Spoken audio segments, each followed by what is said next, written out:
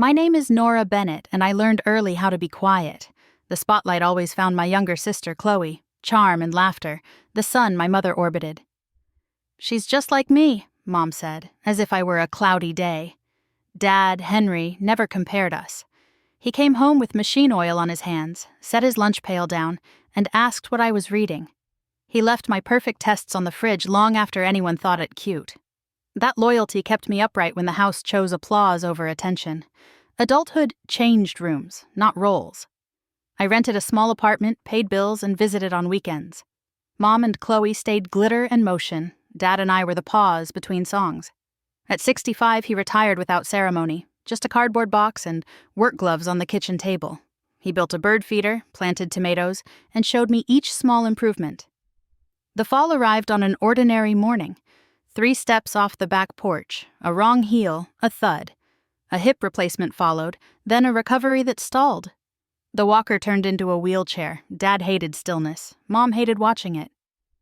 "He just sits there," she said, as if it were a decision and not a sentence.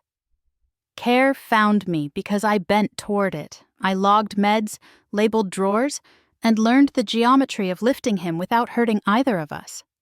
We hired Patricia Cook, a retired nurse, for a few afternoons each week. Chloe was between jobs, but busy. Mom discovered dinners out that lasted evenings.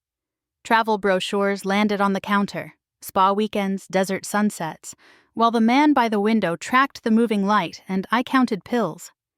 I rearranged the house the next week. Rugs rolled, thresholds ramped, the hallway widened by moving a bookcase to the garage. Dad watched, amused, while Patricia taught me the pivot turn. "Hips follow shoulders," she said, and we practiced until our timing clicked. We almost lost it once. His shoe caught on the mat, but he squeezed my wrist, and I felt the old steadying he used to give me at busy intersections. Mom announced a charity gala she couldn't miss. Chloe posted photos in a silver dress and wrote a caption about family first. I stopped myself from reading the comments. Instead, I filled the pill organizer Patricia recommended. Dawn, noon, dusk, night, the little doors snapping like metronome beats. When the pain flared, I learned to wait past the first grimace. He didn't need rescue so much as witness. One evening the power went out. The refrigerator clicked off, the house exhaled, and the backyard filled with deeper dark. I lit 3 candles. Dad cleared his throat. "First night shift, the lathe jammed," he said. Everyone dashed for the supervisor. I pulled the guard, breathed, and listened to what the machine was telling me. He looked at me over the flame. "You don't have to run for anyone, Nora. Not always." The next morning, I took personal leave and wheeled him down the block. We bought cinnamon rolls, and he declared mine the architecturally superior one. Back home, he supervised while I sanded a cedar board he'd started months ago. "Grain decides," he said. The piece became a lap tray for his tea, the first finished thing with both our fingerprints. When Patricia left that afternoon, I told Mom I wanted Dad at my apartment on weekends. "Temporary," I said. The word felt like a door I was finally strong enough to open. Dad's first weekend at my place began with tape and sticky notes. I labeled light switches and cabinet shelves, and he insisted on approving the kettle's position like a foreman.